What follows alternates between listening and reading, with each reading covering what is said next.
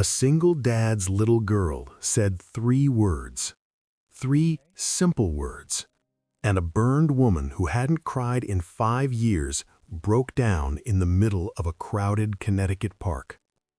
She had scars covering half her face, the kind of scars that make people look away, the kind that make strangers cross the street, the kind that convinced her 5 years ago that love wasn't meant for her anymore. He had scars too, you just couldn't see them. The kind that keep you awake at 2 a.m. wondering what you did wrong. The kind that whisper you'll never be enough. Neither of them expected a Saturday morning in October to become the most important day of their lives. She had been sitting alone on that bench for 3 years. He had been drowning in silence for 14 months.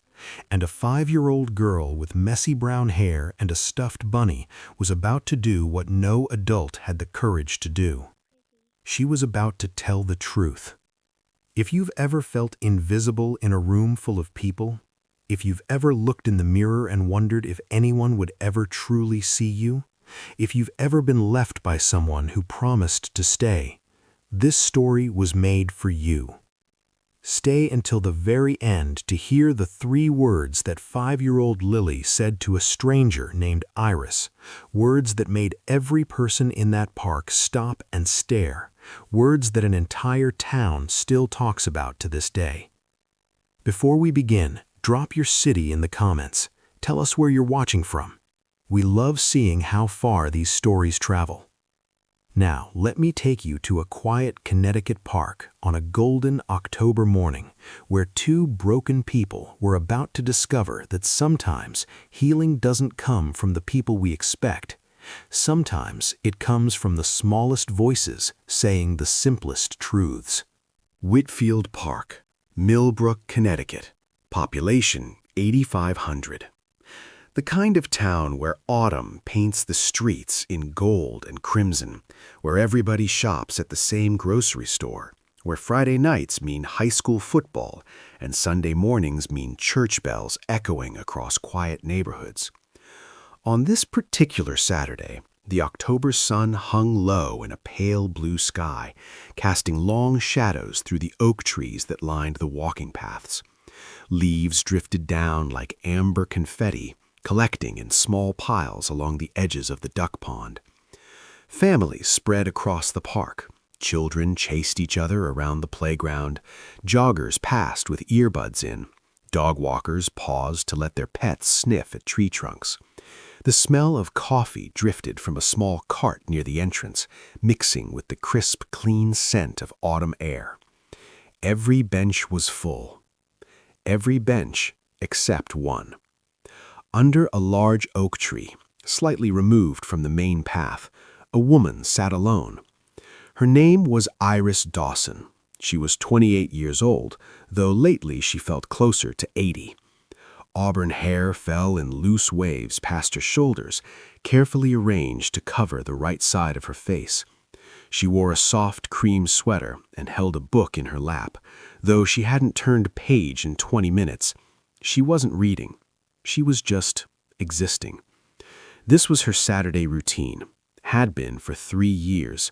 She would arrive at 9, claim this bench, and sit until noon.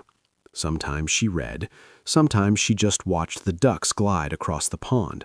Sometimes she closed her eyes and listened to the sounds of families laughing, children playing, life happening all around her.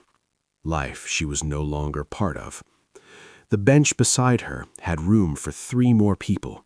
Nobody ever sat there. They saw the empty space. They saw her, and they kept walking. She was used to it. 30 feet away, a man walked through the park holding a little girl's hand. Nathan Cole was 35 years old, though the circles under his eyes added another decade. His flannel shirt was wrinkled. He moved like a man carrying something heavy that no one else could see. Beside him, bouncing with every step, was his 5-year-old daughter, Lily. She had messy brown hair that refused to stay in the ponytail Nathan had attempted that morning, big, curious eyes that missed nothing, a gap-toothed smile that could light up any room. and tucked under her arm was a well-loved stuffed bunny named Clover. They had spent the last hour feeding ducks by the pond. It was their Saturday tradition, the one constant in a life that had become anything but constant 14 months ago. "Daddy, I'm tired," Lily announced, tugging on his hand. "Can we sit down?" Nathan scanned the park. Every bench was occupied. Families, couples, elderly men reading newspapers. Every bench except one. He spotted the woman sitting alone under the oak tree. Plenty of room beside her, but she seemed peaceful, absorbed in her book, and he didn't want to intrude. Before he could suggest they head home, Lily broke free from his grip. "Lily, wait!" But she was already running. She reached the bench, climbed up onto it without hesitation, and plopped down right next to the stranger.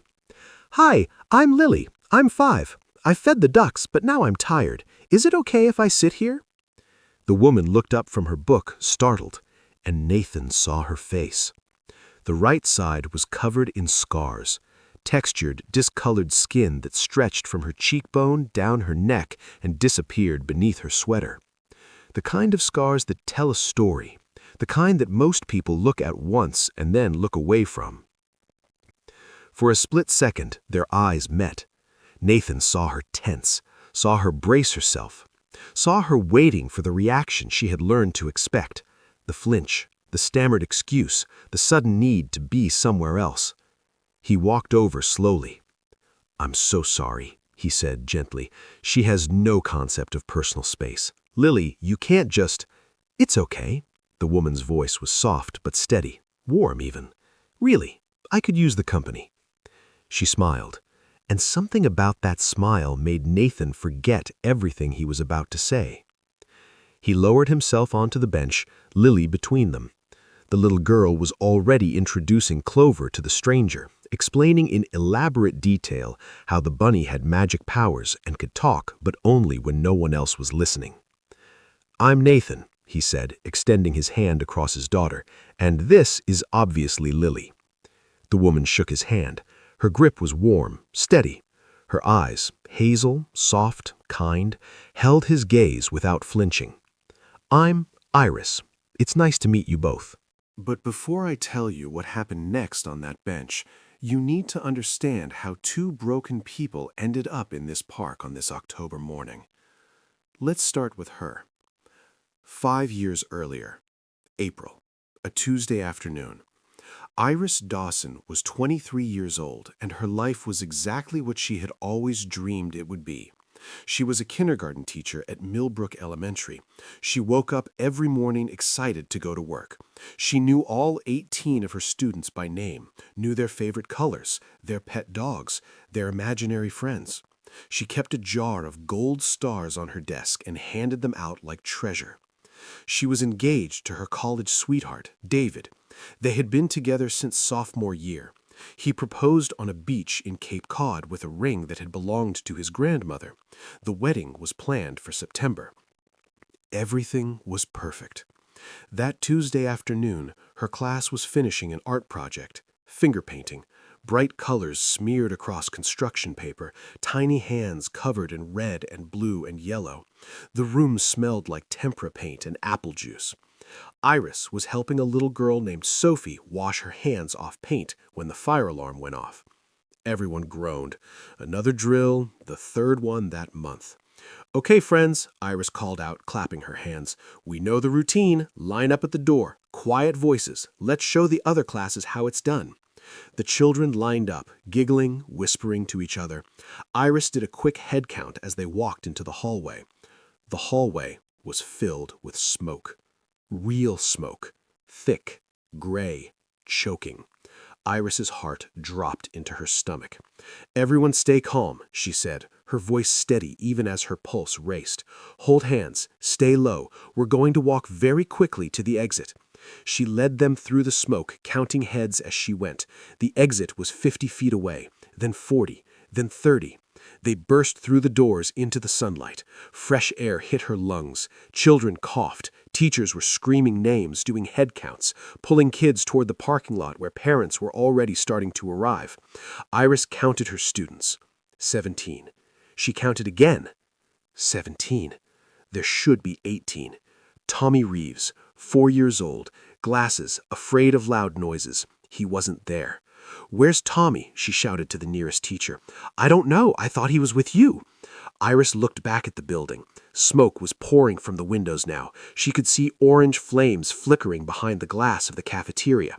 Every instinct told her to run, to stay safe, to wait for the firefighters who were already screaming down Main Street, sirens blaring.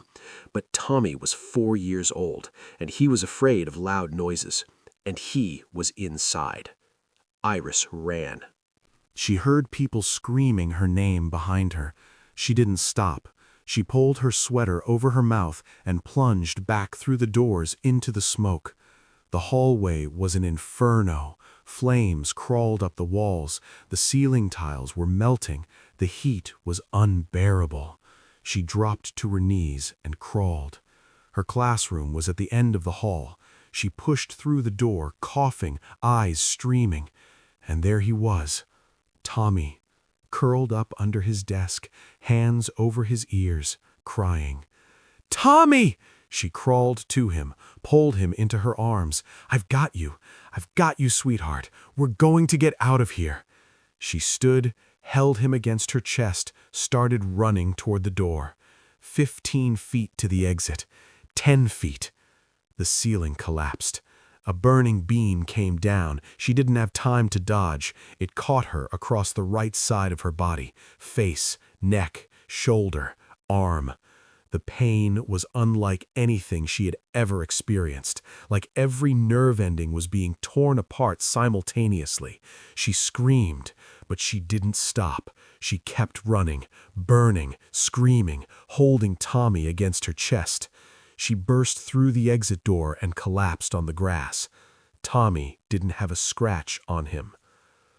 Iris woke up 3 weeks later in the burn unit. The fluorescent lights were too bright. The smell sumped like antiseptic. Machines beeped in a steady rhythm beside her bed. She tried to lift her right arm, couldn't. She tried to touch her face. A nurse stopped her. "Don't," the nurse said gently.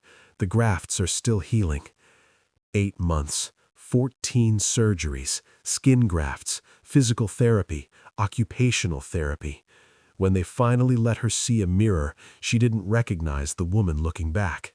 The right side of her face was a map of scars, textured, discolored, permanent. The woman in the mirror started crying. So did Iris. David came to visit every day at first. He held her hand, told her she was beautiful, told her nothing had changed. But something had changed. She saw it in his eyes, the way he looked at her now, the way he looked at her and then looked away. Every day became every other day. Every other day became once a week. Once a week became once every 2 weeks. 4 months after she left the hospital, he asked to meet her at a coffee shop. She knew before he opened his mouth. "I'm sorry, Iris." His voice cracked. He was crying, like he was the victim. "I love you, I do, but when I look at you now..." He couldn't finish. She finished for him. "You don't see me anymore. You just see what happened." He nodded miserably. She took off the engagement ring, set it on the table between them, stood up, walked out. She never saw him again. Has someone ever made you feel unworthy of love because of something you couldn't control? If Iris's story just hit you somewhere deep, drop a comment. Tell me about it.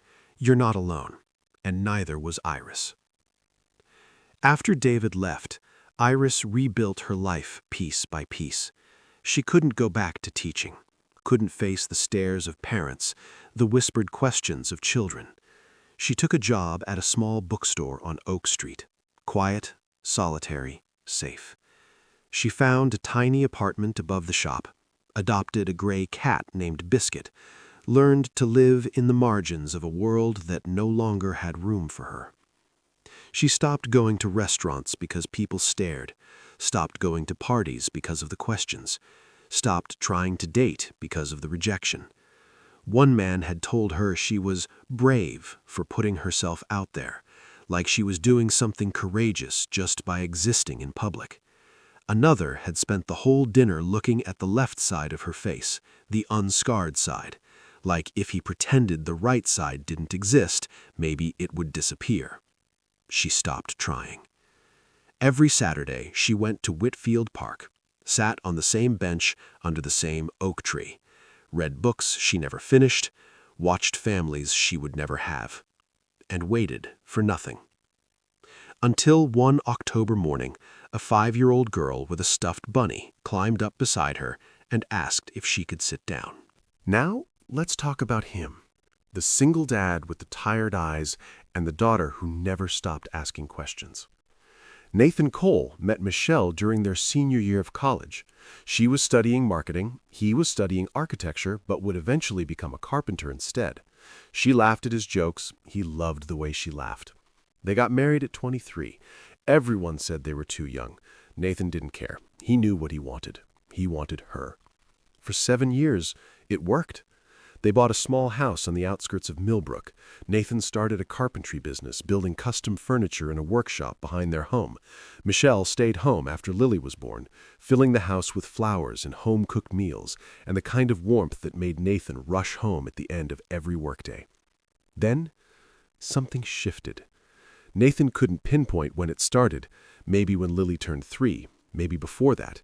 He noticed Michelle staring out windows, noticed long silences at dinner that he tried to fill with questions she didn't want to answer, noticed the way she looked at old photographs of herself from before the baby, like she was mourning someone who no longer existed. One night, he was putting Lily to bed. She was clutching Clover, already half asleep. "Daddy?" "Yeah, sweetheart." "Why doesn't Mommy smile at us anymore?" Nathan felt something crack in his chest. "Mommy's just tired, sweetheart. Grown-ups get tired sometimes. Are you tired too?" "Sometimes." "Is that why your eyes look sad?" He kissed her forehead. "Go to sleep, Lily. Everything's fine." But everything wasn't fine. 14 months ago, a Tuesday morning, Lily was at preschool. Michelle asked Nathan to sit down at the kitchen table, the same table he had built with his own hands as a wedding gift. The table where they had shared hundreds of meals, thousands of conversations, a lifetime of small moments. "I'm leaving." 2 words, just 2 words, and his whole world collapsed. "What?" "I'm sorry. I can't do this anymore." She was crying, but her voice was steady, like she had practiced. "I feel like I'm suffocating, Nathan. Every day is the same. Wake up, make breakfast, clean the house, pick up Lily, make dinner, go to sleep, do it all again. I've lost myself. I don't know who I am anymore." "Then let's figure it out together. Let's go to counseling. Let's take a vacation. Whatever you need, Michelle, just tell me what you need." "I need to go." "Go where?" "California. My college roommate lives in San Diego. She said I can stay with her while I figure things out." Nathan stared at her. "What about Lily?" Michelle looked away. "She's better off with you. You're a better parent than I ever was." "That's not true." "It is, and we both know it." "Michelle, she've already bought the plane ticket. I leave Thursday." 2 days. She gave him 2 days. She packed 2 suitcases, hugged Lily for a long time, told her Mommy was going on a trip but would call every week. She didn't call every week. She called once a month, sometimes. And Nathan was left standing in a house that suddenly felt enormous, holding a daughter who kept asking when Mommy was coming home, trying to figure out how to be everything when he had only ever been half. He never told anyone the real reason she left. His parents thought they had grown apart. His friends thought there was another man. He let them believe whatever they wanted because the truth was too heavy to speak. The truth was his wife looked at the life they had built together and decided it wasn't enough. Looked at him and decided he wasn't enough. looked at their daughter, and still walked away. At night, after Lily was asleep, Nathan would sit in his workshop and build. Tables, chairs, bookcases, it didn't matter what. He just needed his hands to be moving, needed to create something, needed to prove he could still make something that wouldn't fall apart.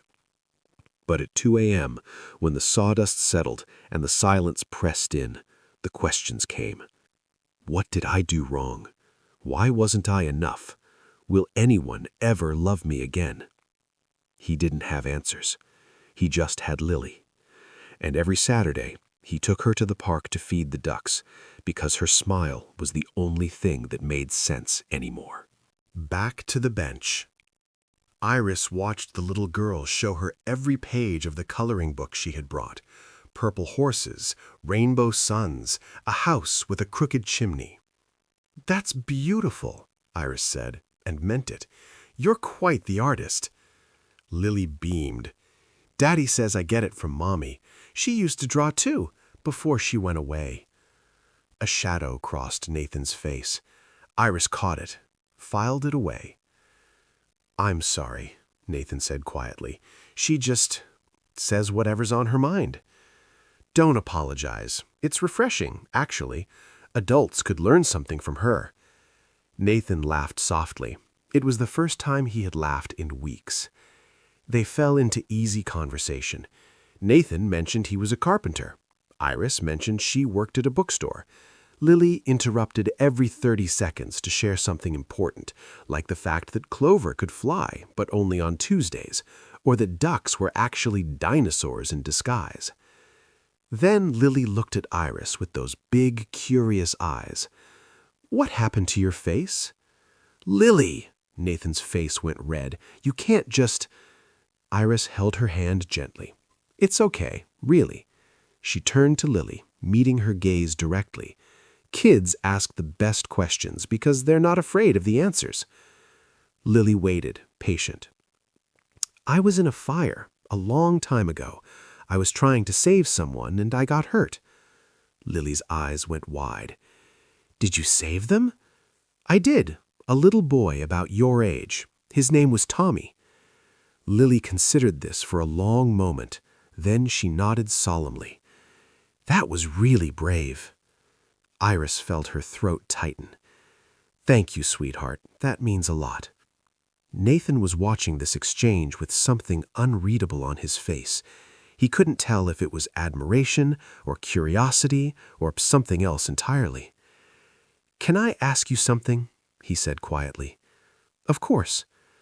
Does it ever get easier, the way people look at you?" Iris was quiet for a moment. "You learn to live with it. You learn which looks mean fear and which ones mean pity.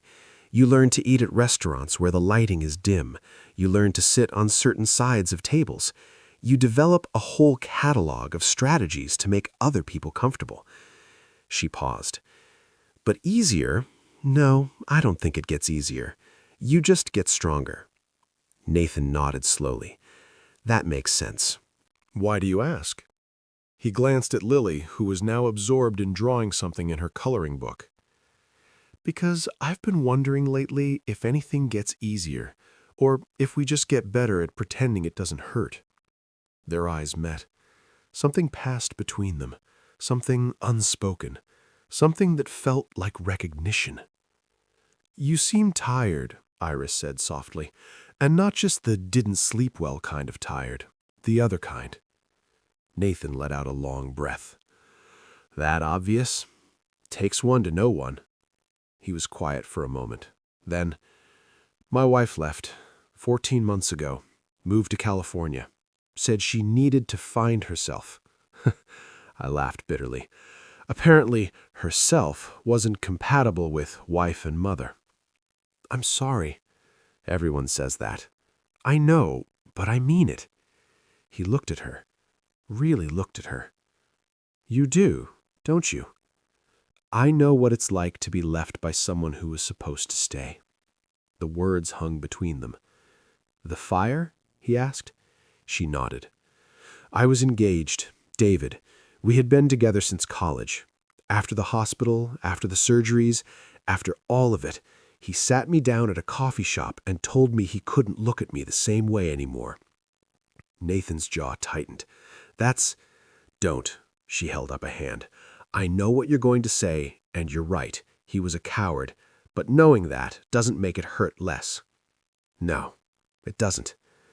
They sat in silence for a moment, but it wasn't uncomfortable. It was the silence of two people who understood each other. Two people who had stopped trying to explain their pain to people who didn't get it. For what it's worth, Nathan said finally, anyone who couldn't see past the scars to what's underneath, they didn't deserve to see you at all. Iris blinked. You don't know what's underneath. I'm starting to. She didn't know how to respond to that, so she just sat there, heart pounding, wondering how a stranger on a park bench had seen more of her in 20 minutes than most people had in 5 years. Have you ever felt abandoned by someone who was supposed to stay? If Nathan's words just echoed something in your own heart, drop a comment, share your story. This is a safe place, and hitting that subscribe button means you'll never miss another story like this one. The sun had moved higher in the sky. Lily was getting hungry. Nathan realized they had been sitting on this bench for almost 2 hours. We should probably head home, he said, standing reluctantly. But this was, I don't know. I wasn't expecting this. Iris smiled, but there was something sad in it, something guarded. It was nice. Thank you for sitting with me. She was already preparing for this to be a one-time thing. Nathan could see it in her eyes. She had learned to expect disappointment, learned to keep her hopes small. He wasn't going to do that to her. Can I get your number? She looked up, surprised. My number? Lily really enjoyed talking to you, and he paused, fumbling for words. I think I did too. Iris stared at him like he had just spoken a foreign language. You want my number? I do. You're not just being polite? I'm terrible at being polite. Ask anyone. A smile tugged at the corner of her mouth. Okay. She gave him her number. He saved it in his phone. They stood there awkwardly for a moment, neither quite sure how to say goodbye. Come on, Lily, Nathan said, taking his daughter's hand. Say goodbye to Miss Iris. Bye, Miss Iris. Goodbye, sweetheart. Thank you for showing me your coloring book. They started to walk away. Then, Lily stopped. She turned around, looked at Iris.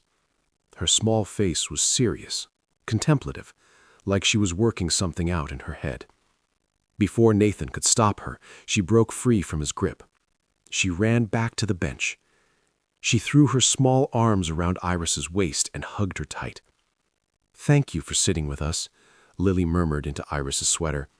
I really like you. I really like you too, Lily. Lily pulled back. She looked up at Iris with those big, serious eyes. And then she said the 3 words. 3 simple words. Words that children say without understanding their power. Words that adults are too afraid to speak. You're really pretty. Iris froze. Her hand flew to her mouth. What? Lily nodded, matter of fact, like she was stating the most obvious thing in the world. You're really pretty. Your eyes are nice and your smile is nice, and I really like you. The park seemed to go silent. A woman on a nearby bench stopped mid-conversation and turned to look. A man walking his dog slowed to a stop. A mother with a stroller paused, her hand pressed to her heart. Everyone was watching, because a 5-year-old girl had just said what no one else had the courage to say. She had looked past the scars, past the textured skin and the discolored patches and the years of trauma etched across Iris's face. She had seen something else entirely. She had seen her. Iris dropped to her knees. Tears streamed down her face, both sides, the smooth side and the scarred side. "Thank you, Lily." Her voice cracked. That's the nicest thing anyone has said to me in a very, very long time." Lily wrapped her arms around Iris's. Iris held her back. And for the first time in 5 years, she let someone see her cry. Nathan stood frozen, watching his daughter heal a stranger with 3 words, watching a woman who had convinced herself she was invisible suddenly realize she had been seen all along. He felt his own eyes burning, and he thought, maybe we're all just waiting for someone to see us. That night, Nathan texted her. "Lily hasn't stopped talking about the pretty lady at the park." Iris texted back. "Tell her the pretty lady hasn't stopped thinking about her either."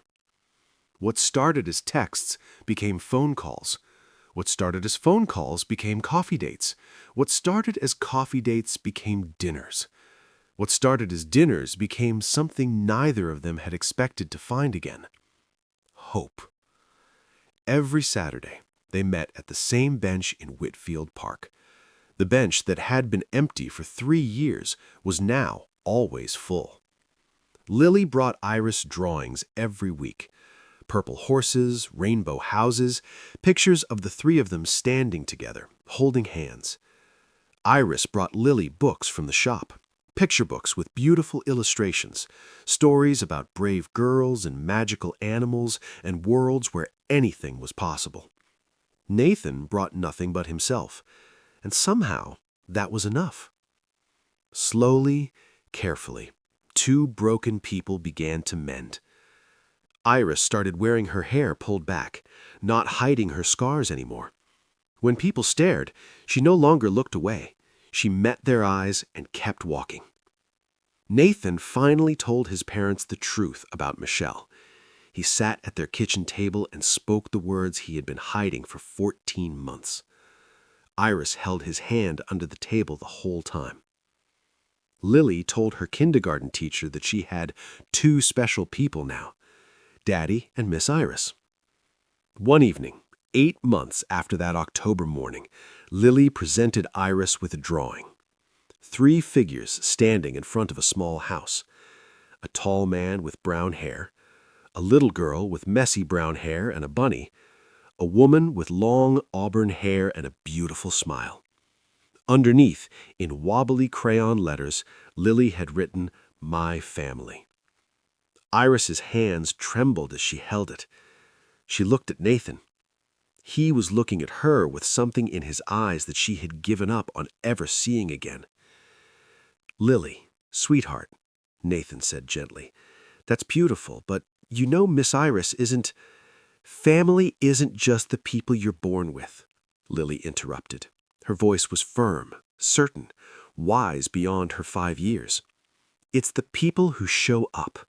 That's what you always say, Daddy." Nathan smiled. "I do say that." Iris looked at the drawing again, then at Lily, then at Nathan. And for the first time in 5 years, she let herself believe that maybe, just maybe, she had found where she belonged. 1 year later, October again. Golden light filtered through the oak trees. Leaves drifted down like amber confetti. The duck pond sparkled in the morning sun. Iris and Nathan sat on their bench, the same bench, their bench now. Lily sat between them, working on a new drawing. Her hair was in 2 messy braids that Nathan had finally learned to do. Clover was perched on the armrest beside her. Iris was leaning against Nathan's shoulder. His arm was around her. They weren't strangers anymore. An elderly woman walked past, then stopped. She smiled at them warmly. "Excuse me, I just wanted to say, you have a beautiful family." Iris and Nathan exchanged a look. Neither of them corrected her. "Thank you," Nathan said softly. "We really do." The woman nodded and continued on her way. Lily looked up from her drawing. "Daddy, when you and Miss Iris get married, can I be the flower girl?" Nathan choked on his coffee. Iris laughed, a real laugh, warm and bright and unafraid. "Let's not get ahead of ourselves, sweetheart. But you will, right? Someday?" Nathan looked at Iris. She looked at him. Something passed between them, something that didn't need words. "Someday," Nathan said quietly. Lily grinned and went back to her drawing. And on a quiet bench in a Connecticut park, two people who had given up on love held each other and watched their daughter color pictures of a future none of them had dared to imagine. A burned woman sat alone every Saturday for 3 years. A single dad carried his shame in silence for 14 months. A 5-year-old girl saw what the whole world missed. 3 words, "You're really pretty." That's all it took. Sometimes the people who see us most clearly are the ones who've barely learned to see at all. Sometimes the love we've given up on is sitting on the next bench, waiting for us to make room. And sometimes, if we're brave enough to let someone in, the family we never expected becomes the one we always needed. Iris still works at the bookstore on Oak Street, but now there are pictures on her desk, Lily's drawings, a photo from Lily's 6th birthday party, a snapshot of the 3 of them at the park, taken by a stranger who asked if she could capture the beautiful family. Nathan still builds furniture in his workshop, but now he doesn't work until 2 a.m. Now he has reasons to come inside. And Lily still tells everyone who will listen about the pretty lady at the park who became her best friend. "She has special marks on her face," Lily explains to her classmates. "She got them being a hero, and she's the prettiest person I've ever met." If this story moved you, if you felt something real while watching, don't leave without subscribing. Every week, right here on Soul Tales, we share stories of love, loss, and the human connections that heal us. Stories that remind you you're not alone. Stories that make you believe in second chances. Hit that subscribe button, tap the notification bell so you never miss an upload. And if someone in your life needs to hear this story today, a single parent, someone who feels invisible, someone who's been told they're not enough, share it with them. Send them this video. You never know whose heart it might touch. Thank you for watching. Thank you for being here. Thank you for being part of this family. Until next time.